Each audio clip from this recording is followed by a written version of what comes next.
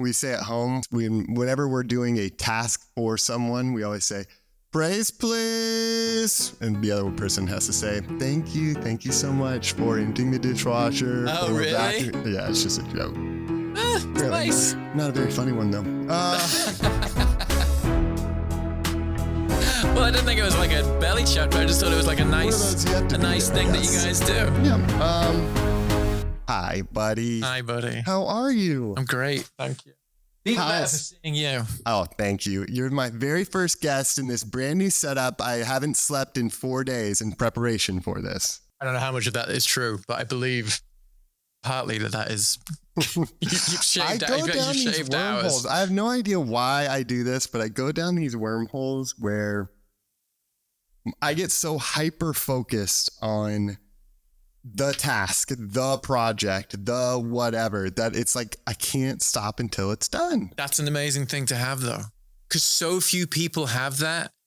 And it's the thing, I think, in the world which is lacking the most.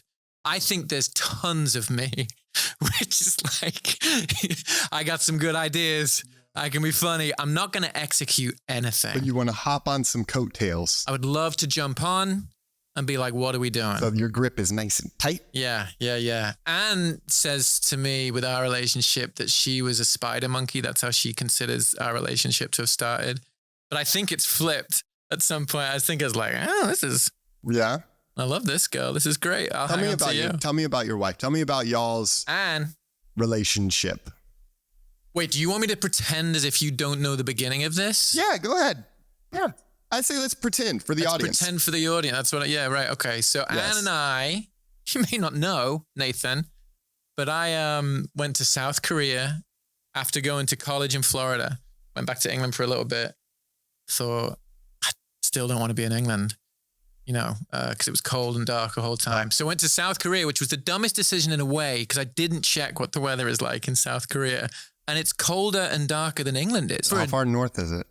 So North Korea is... No, that's wrong. I was about to say North Korea borders with Mongolia. China borders with Mongolia, and we were there for... It's not far from Mongolia. Yeah. And Mongolia is known for being extraordinarily cold. I mean, it's mountainous and it's like long winter sort of thing.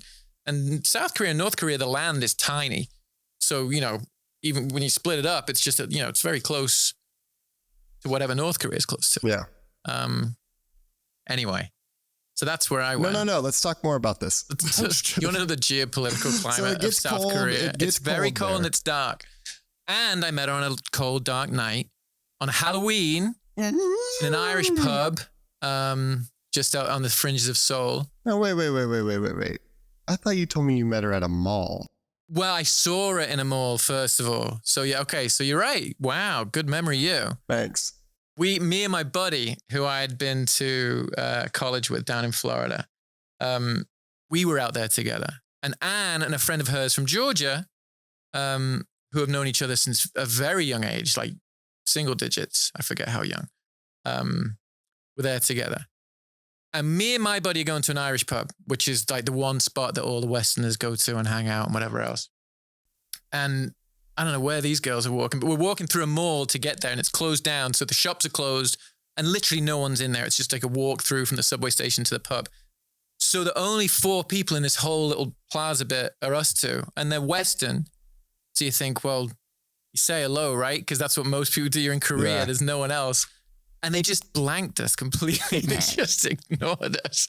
We said we'd been there about a month and I'd be like, hello, nice to meet you. They go, where are you from? Canada. Have a little chat. These girls just went, ew. And I was like, holy shit, that's so fucking rude. How could you? Right? How could you? Have you seen my face? Must have been my buddy. And this was after college, right? This was after Florida. Yeah. So then 2008. So then how did you win her over? How did we? So anyway, me and my buddy, we carry on to the Irish pub and think, what rude girls. And then about an hour into being there, they come in and I was standing in the doorway. Yeah. So I thought I'll try and say hello again. I'm not going to be an arse about this. Ignored me a second time. They what? Walked straight past me to the bar. And I was like, that's extraordinarily rude. Now it's personal. I think South Korea was so devoid of attractive white males that this is what led to the next part, because she chatted to other people in there for an hour, one of whom, this guy was called the Hulk because he was huge and wore a Hulk outfit that Halloween day. Okay, so he just took it on completely. Just took it on, and he was a complete dick. We saw it multiple times. Did he give himself that moniker? Everyone's going to call me the Hulk No, we now. did. We was just, I mean, I'm sure he intended it, but we just called him that because it was like, okay, well, clearly this is his thing. Anyway, he could be responsible for mine and Anne's marriage, because I think he talked to her and she was like, there's such idiots out here. So by the time I got to the bar, she was ready to talk to me, I guess, then. Okay. And then was like, hey, there's nothing out here. Okay. I'll talk to you. Wow. And that was basically, and the rest is history. And the rest is history until Las Vegas 2009? Well, okay, so a little side note to that. My buddy and her buddy, the four of us are all now chatting. Hold that thought. Oh, bounce that bad boy. There you go. Let's start back over. So your name is... Okay, so yes, sidebar. Sidebar, my buddy and her buddy are married with a kid too. What? Isn't that crazy? All four of you guys all four of us paired had the off. same story of how you met your spouse. Yeah, they paired off before we did by hours, I guess. Wow.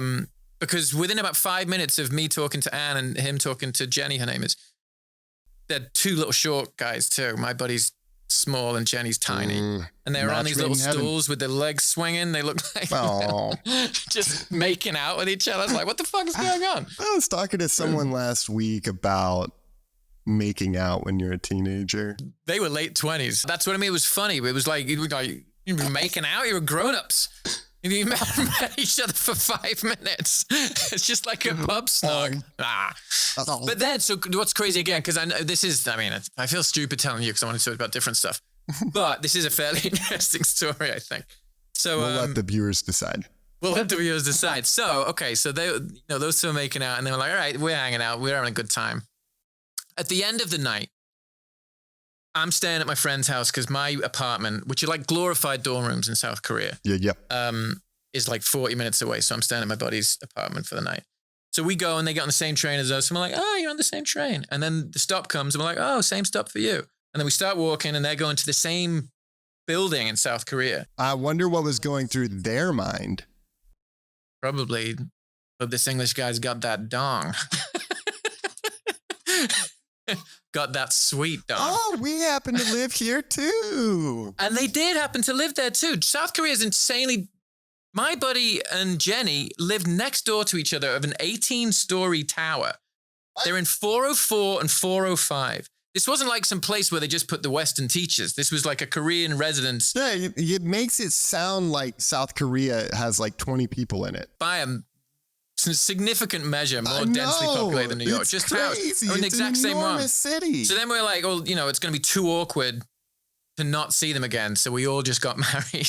Yeah, well, you live next door. What the fuck are we going to do? It just makes sense. Yeah, this is the only move we have. But we all got together and we all stayed together. Wow. Crazy. And you all got kids now? Now we've all got a kid. They took like 8 years longer than us to get married. Me and Anne had to get married because of my accent. They made me. Yeah.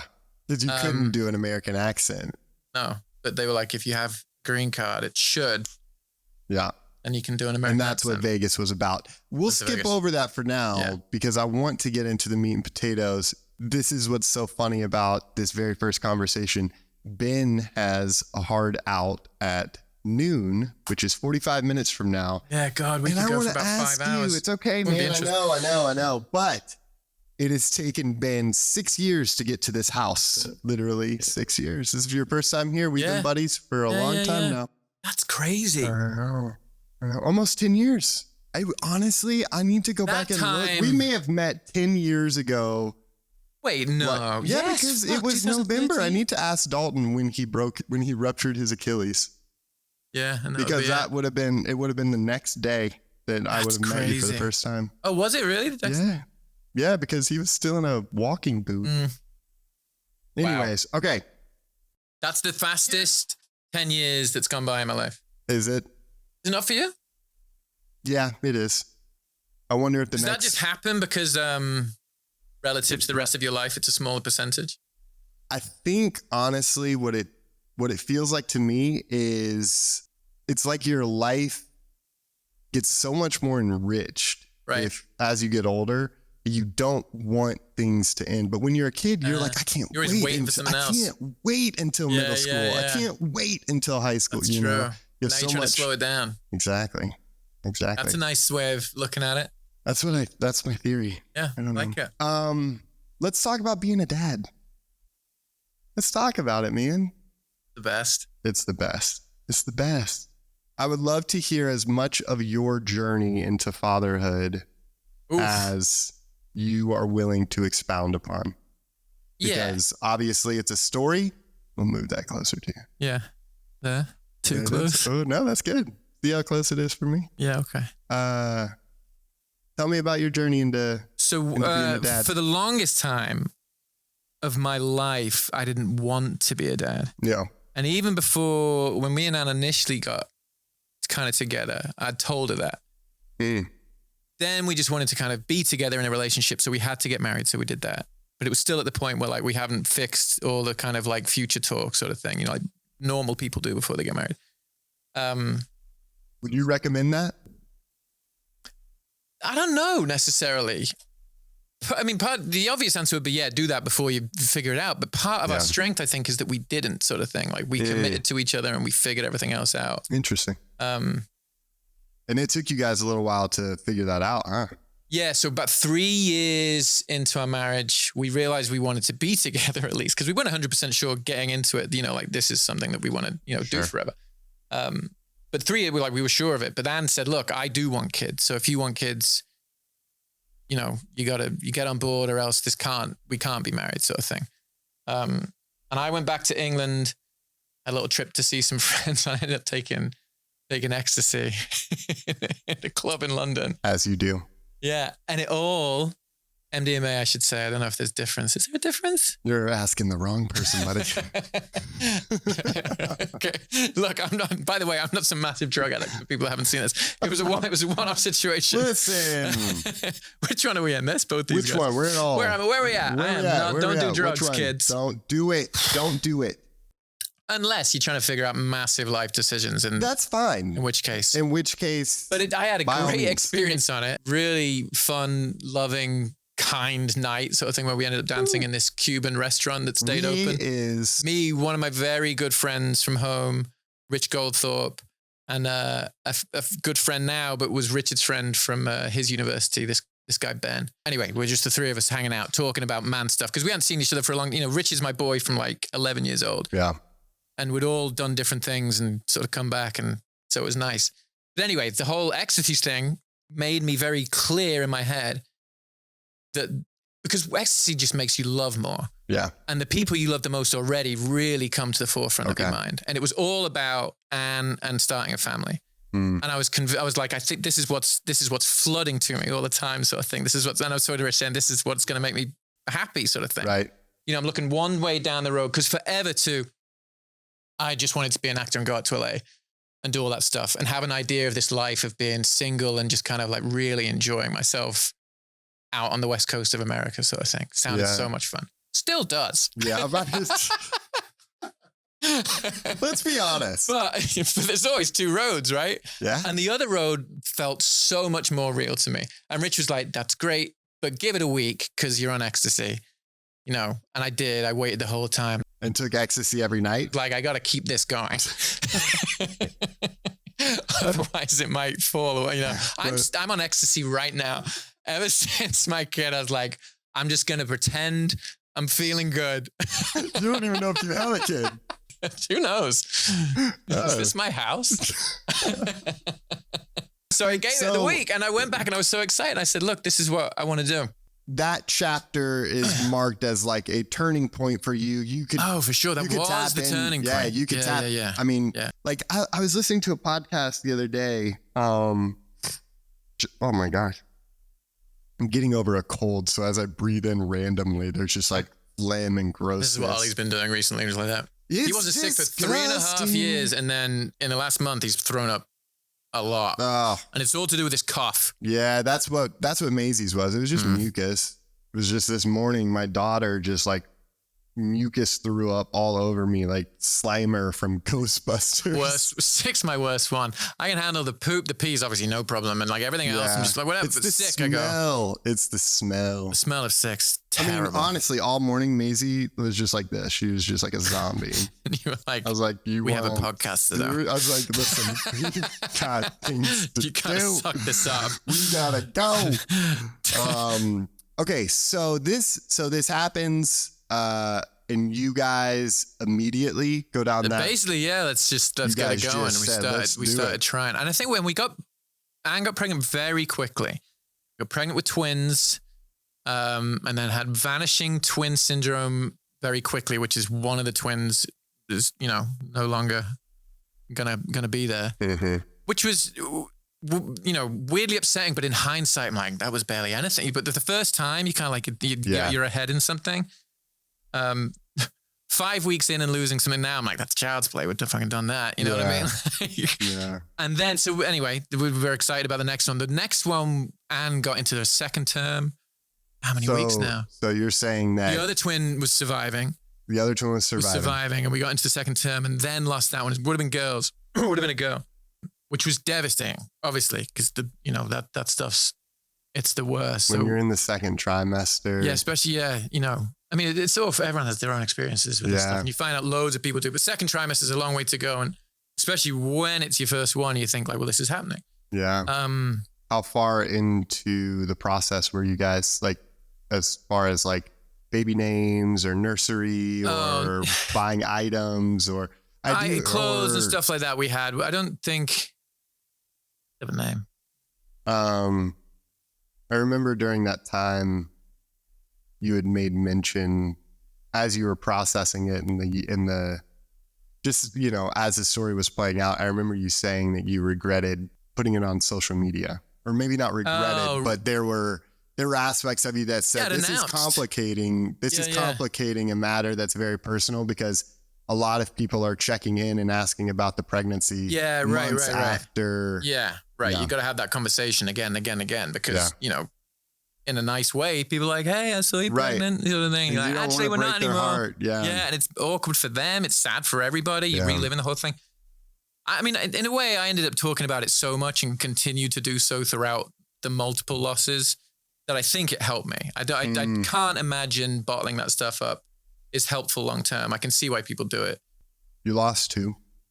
So the first, the twins were gone. And then we had a series of like, and getting pregnant, they were like called chemical pregnancies and stuff like that. Positive test, you go a few weeks with a positive test and then it's kind of done. So you're not really getting far into like fetal development or anything like that. It's hard. But the idea of like wanting to start a family and be like, here we go. Yeah. No, it's not. Here we go. So that's hard. Of course it's hard because it's all confusing. How much do you think the support that you gave as a husband carries over into fatherhood? Oh God. You don't feel like you can do enough as a husband when that's going on. You really don't. You feel so useless in so many ways. You can try to do things like practical things like, making dinner and getting stuff and cleaning and it's anything and everything that you can do. But the woman particularly feels so broken by the whole thing. Because the connection is like nothing we could ever know sort of thing. Yeah. So you just feel like you're fighting to get to a place where you can be like, hey, we can be happy again and we can start this. But if you're still in that hole of the unknown of, are we going to have a family? It's almost impossible to get out of until you do, I feel, It's tough. Yeah. You guys go through a chapter of a lot of losses. Yeah. Another one got further processing. And then lost that. And then Anne just stopped getting pregnant. So we thought, well, this really might not be happening. Then we went down the road of IUI, then IVF. So we did IVF in Greece first because it's so expensive over here, dude. As everything is with, I think in the UK, we looked into that because you get one free on the NHS or two maybe. Oh, isn't that fun? Yeah. Have a crack. Oh, not too many. Whoa. You got to pay for the next one yourself. So Greece, we tried that because, financially it was going to be cheaper to go and have 2 weeks or 3 weeks. I think we went to at one point in Greece with flights and everything, and still pay for it. And it was going to be like a fifth of the price is what it was. Wow. States, which is crazy. Yeah. And we have embryos in Greece. I think we got like 7 embryos the first time, and they put 2 in over there. Again, with the Europeans, they're like, look, we're putting 2 in. Let's hope something sticks. Yeah. Whereas they do 1 here. Anyway, they didn't stick. Mm. So we came back from Greece, and the plan was to kind of keep going back and forward and use the other embryos that we had. But then Anne found out that Starbucks has an insurance program where if you work part-time, which is 20 hours a week, you get their insurance. And not only that, and I don't know if I'm like revealing a loophole here, you can choose to have Starbucks' most expensive insurance policy, which is like $4,000 worth a month of insurance, work part-time and get paid like $20 for 3 weeks of work. So, you know, the low wages in lieu of essentially a paycheck. Yeah, my paycheck said 0 every single time. Said 0 because all of it would go wait, Anne didn't do it. I thought when she announced, I thought you were like, wow, I was like, this is great. After this law, is great. You can go after being in the office, and I can go to my auditions. And I've got a few auditions coming up. You know what? It's crazy. She did actually offer that, and I was like, that's the most insulting thing that you've ever done to me. It's like, you can pretend that this comes from a good place. Like, I don't mind doing it. But the idea that me, an out of work actor, would not be taking the part-time Starbucks job and fucking Anne, the lawyer who works 60 hours, will. Like, look, I'm just trying to focus on my craft. That's so fucking rude to me. Part of me wanted to call a bluff. I'd be like, do it. Let's see what happens. Just do a week and we'll find out. Until you go, you know what? I was fucking lying, actually. I just wanted you to do something. Well, then you shouldn't have asked. Stop playing these games. Come on. But how long do you have to work there? I think you have to work 3 months before the insurance kicks in, which isn't bad. Yeah. And then, you know, you're getting the insurance paid monthly so you can start the process of IVF, which takes its own Now, let me ask you this. Time. Did you play that card while you were there? Did you say, oh, yeah, that's how I got the job. You're like, hey, this is what we're doing. Yeah. And then you're that's how I got the job. You're the favorite. They love you. People leave. Praise, please. There you go. You worked it back in. You just need to know it. You need to know it. It's how I got hired because so many people leave jobs at Starbucks. Like they do training and they leave, which is like 10 or 2 weeks or whatever. They work there for 2 weeks, probably like, fuck this. You know, it's a hard job, early hours for very little money. Listen, we have a mutual friend, Will Rousseau.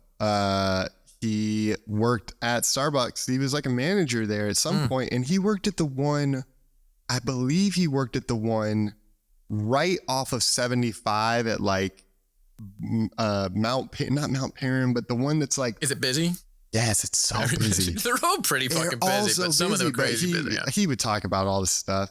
Apparently, he had to sleep in his car during one of the ice storms. Oh God, he got stuck there. And yeah, he was so committed to the Bucks that he knew he either had to open the store, he was closing the store, or something. Anyways, I'm butchering his story. So, anyways, you work at Starbucks, and you guys, and that led to that was it. Yeah. So we started then with.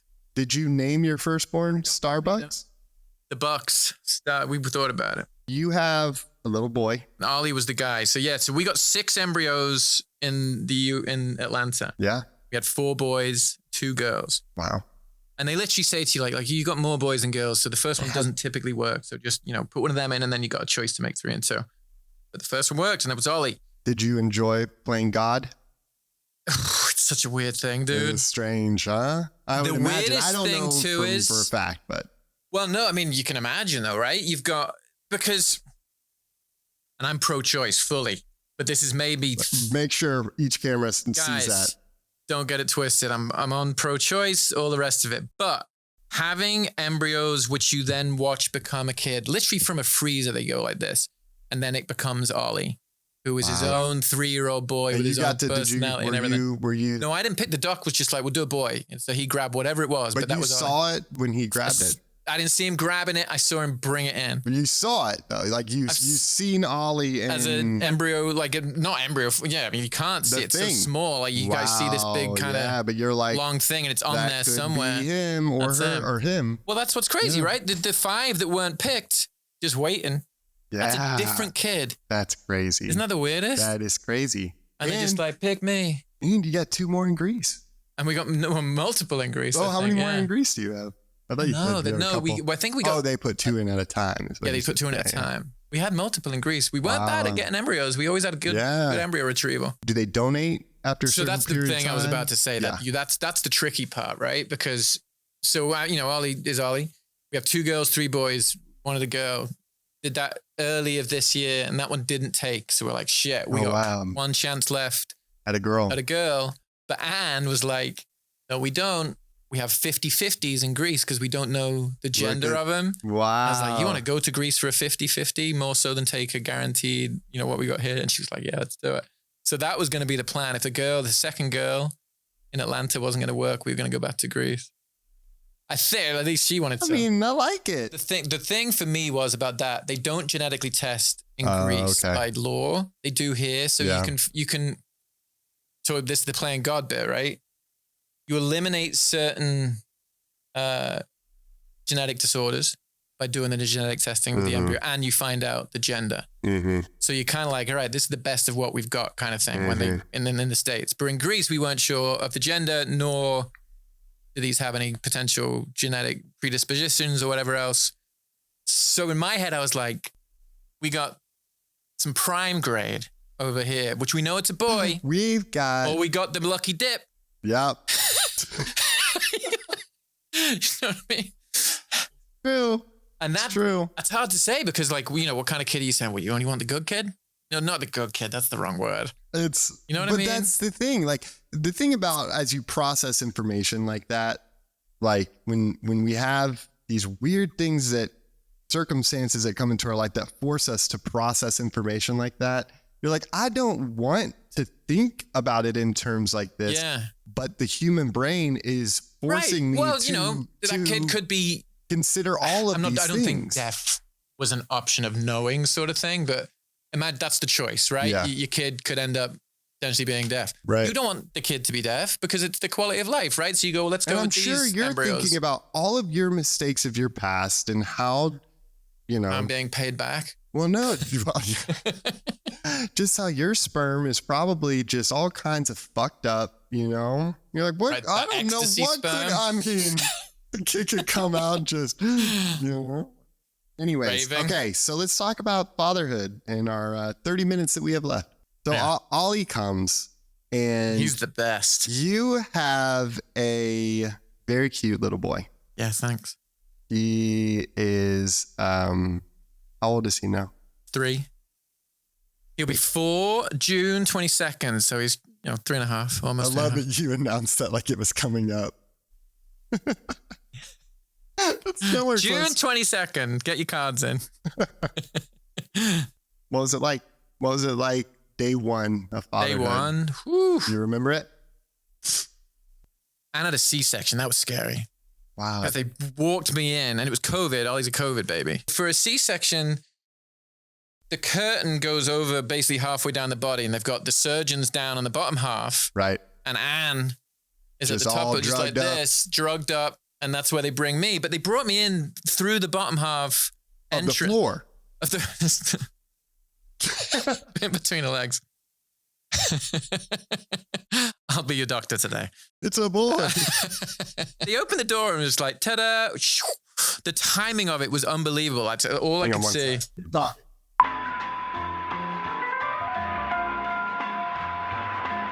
So I just immediately burst into tears because I saw Anne's belly get sliced open and then got led around the other hand and we just held hands and cried. The scariest thing, the drive home's a scary one, right? I was almost like, just keep us here. You guys help us and look after us and make sure this baby's... I remember you saying that though. I remember you saying that. And so I thought about that.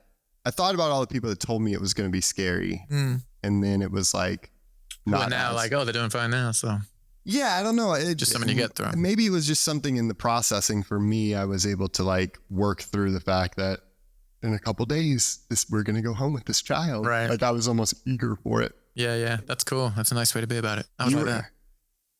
But you, I can't drive, so that was why I was mostly nervous. Those English drivers. I was nervous because I was driving home on the wrong side of the road going, shit.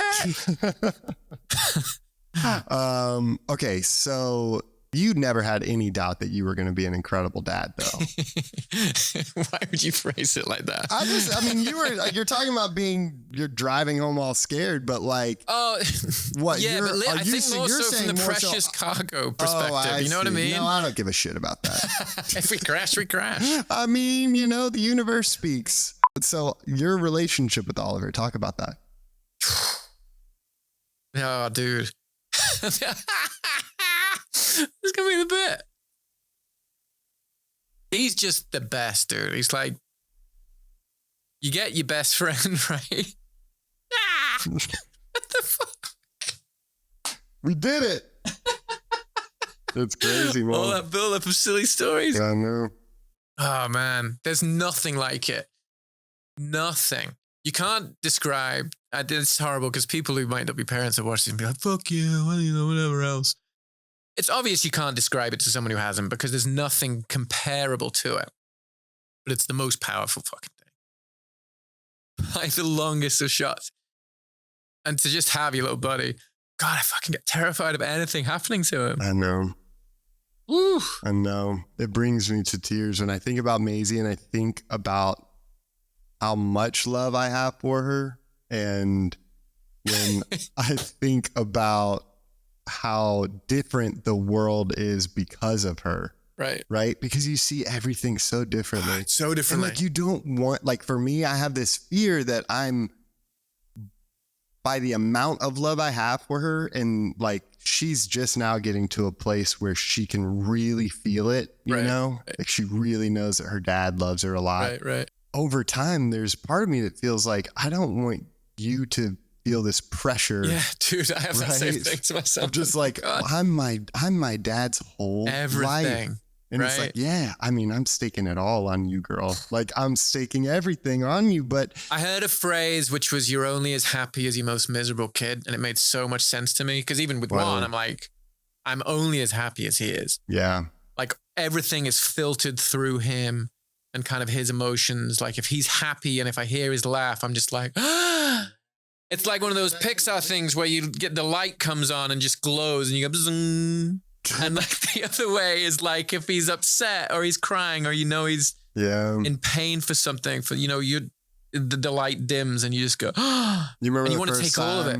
You remember the first time like he cried because of something that happened under your watch? Are you big on first times? I have a terrible memory. Like, it's not so. No, I guess, I thought I was going to remember everything. I remember very little. I'm thinking about this next kid we're about to have, and I'm like, I don't know what fucking bottles you meant to use, and when do they sleep? How do I swaddle? Like, I went through. I'm like the family archivist in our home, and so my parents over time have given boxes of old stuff to us, and I've come across all these photos that I never knew I had, and all these things, and I came across this journal my mom wrote in every single day leading up to my older brother being born. Oh wow, really? And it was like, wow, look at all these feelings and thoughts that she's having throughout all of this, right? Right. And I'm reading and I'm looking at the dates and I'm like, man, it's getting close to me. And it goes from like August of 1985 to December of 1987. Okay. Which is 3 months after I was born. Yeah. And it says, the very first entry is like, Nick now has a little brother, Nathan, and he's very cute. And that was the last entry. And it's like, it was literally like it could be a memoir of my mom becoming a mother. I went to Target. By that second kid. Yeah. Everyone tells you that too. And then how are you feeling about becoming a dad for the second time now? I'm so excited. For a long time with Ollie, I thought I only want, because I'm the stay-at-home dad. And I felt like I was drowning at first. Like I did not do well very early on. First of all, I don't do well with lack of sleep. Used to that now, and the sleep's not nearly as bad as initially, but I don't do well with that. As a new parent, it's tough those first weeks. And Anne was going back to work, and I was like, what the fuck do I do? No confidence in myself. When you asked me before about having doubt as a dad, I don't have doubt of being a good dad to a boy or, a kid. Really? Yeah. But to a baby, I was like, I don't know what the fuck I'm doing. Really? Not at all. It didn't come naturally to you. No, I mean, the love did. Yeah, you didn't throw out your nipple and just... Boop, No, not at all. Nothing. No. I was like, very tentative and like, I don't know what, how do I change? All that stuff was, you're just learning it. Yeah. I feel very confident. Like now I'm talking to him as playing and talk, Yeah. relating to life. You can be a big kid. Right. Being a kid is no problem. Well, they don't give you anything back early on. You know what I mean? Like, come on. Yeah, that's Laugh true. at a joke. It's just, nonstop. You're just like, how do I keep this thing alive? I know. Maisie's very into physical comedy right now. Oh, isn't physical comedy. It's great getting that allowance to be just do something just dumb. by doing some high steps in the kitchen. She thinks that's funny, or like shaking my face. Yeah. She thinks that's the funniest thing in the world. It's like, look at me. I should take this show on the road. Right. Get some open mic nights. Maybe just her. I don't know. Up next up, Maisie's dad.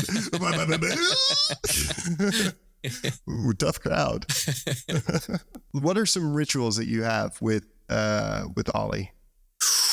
They seem to change, so I'm not sure if that makes it a ritual. Well, they evolve, I'm sure. They go through phases and stuff. What are some of your favorite rituals? Right now, the one I like is I've been spending the earliest part of the morning, the latest part of his sleep cycle in his room. There's a mattress down. He got sick about a month ago and started doing it. And now he's scared of the dark and stuff like that. For the longest time, Ollie was the best sleeper. Like you wouldn't fucking hear a peep from him for 12 hours. And I remember saying to Anna at one point, I don't think he's going to sleep better than this ever again, sort of thing. There's no way, 12 when did it hours. Change? As he's got more older and his imagination is going haywire and it's Halloween and stuff, now he's got all the actual I'm a little boy with fizz type stuff going on. Before he's just a baby and I'm tired. Yeah. We're still in that phase, so that kind of scares me because Maisie's it's a whole different thing. Sleeper, yeah, right. Ollie was perfect. I was just like, this is never going to, but he's now leave a light on, stay with me, all that sort of stuff.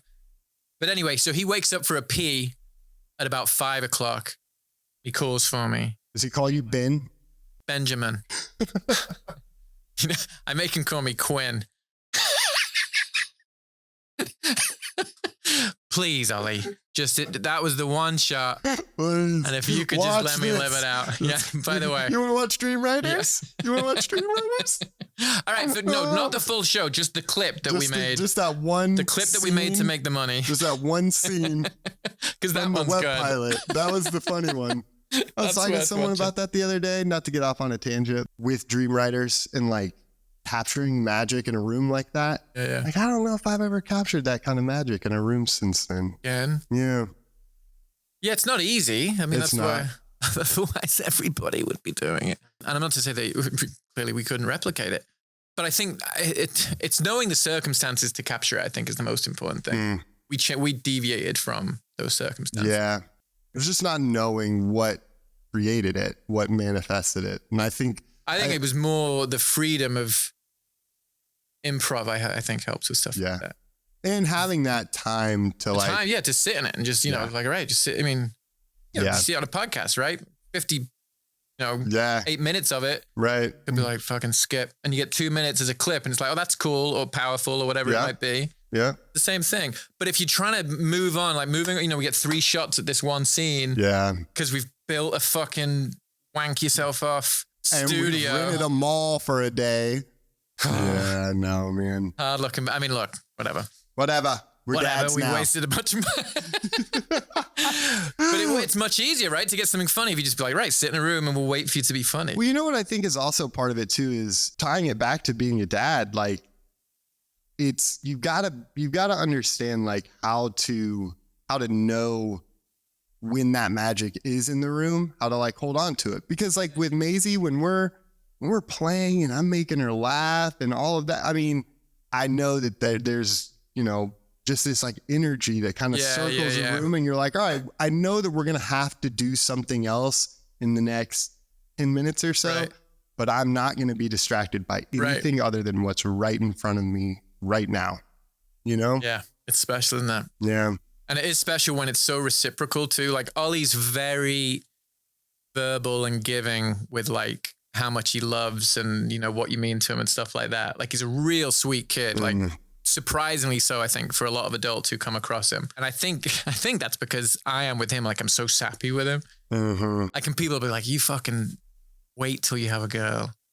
Like, because I know how sappy you are with Ollie. Yeah. With a girl, they tell me it's going to be different. I mean, yeah, it's going to be a next level sort of thing. So we'll see. I don't know what it's like to have a boy, but being a girl dad, like the way that she's like building her tender heart, it's magical. Yeah. You know, there's a lot of magic to it. What was the house like that you grew up in? Tell me about that. An older brother, Gareth. We had a really tight family. My parents are from Liverpool, just like a working class city in the north of England. For any geography buffs out there. Very good sense of humor amongst the Liverpoolians. So that always translated in my house. It was just all about being tight knit and, you know, keeping the people close to you. And that was how it felt in the house. It always felt very safe. My mum's super sweet. My dad, they were both teachers. My mum ended up working in a clothes shop with her mum. She left teaching me and my brother. And that's how I remember when I was a kid. Like, she had a shop in town and me and my mates would stop off and I'd get 50p for a Coke or something like that. Yeah. But it was nice, man. It was just good. A little suburb, huh? Small town in England, market town called Oakham. How far it's from? Like 2 hours north of London. Okay. Yeah, they're on the train just over an hour though. Wow. Yeah. And the train goes all the way out there. Train goes, one stop. No shit. One stop to London, that's it. Wow. Which is good because it's changed a lot. It's become much more of a commuter town. Yeah. When I grew up, it was very small and like you almost knew every street there. But now there's, you know, estates been added on and it's kind of morphed into the villages next to it. It used to be a small market town and there were villages kind of like circled around it. But now it's all kind of expanded into kind of one, if that makes sense. Wow. What about your dad? Nice little spot. He was a teacher for a therapeutic school, which is like kids with problems from, you know, whether it be their family background or behavioral problems and stuff like that, which was interesting because living in such a small provincial town in England, there was zero diversity. The only diversity I saw was at my dad's school with like some inner city London kids and stuff like that coming up. So I'd seen a black man. But I do credit that as being somewhat important, like being like, fuck, man, we live, you know, looking back in a town that has zero diversity, you wonder how it affects how you think and stuff. And I remember we were rude about the Chinese restaurant in town and stuff because you just don't know. And then you look back, you're like, wow, probably some shit we shouldn't have been saying. Yeah, I know. The naivety of innocence is such a gray area. It's so gray. That's what I hate about cancelled, you know, whatever it might be of this whole stuff. Because it's like intent and context matter so much. You can't murder, you know, a kid that did something like that or an old man that might say something mistakenly. No, you should murder their parents. Whether their hearts are in the right place. You know what I mean? There's so many good people that just fuck up a little bit. Just a little. Just a little. Just Let them do a little fuck up. The first one's free. This one's free. That should be. What was your relationship like with your dad? Close. We were very close. I was very good at soccer, you know, football growing up, and he was a massive football fan. So you won him over. So he was happy with me. Your older brother? Like, I can play. Your older brother became a musician. He's like, I'm only a little bit into the music. Yeah. He tried his best to do equally, but I'm sure my brother called me the golden child because I think I did get probably special treatment. 1 year the youngest. Yeah.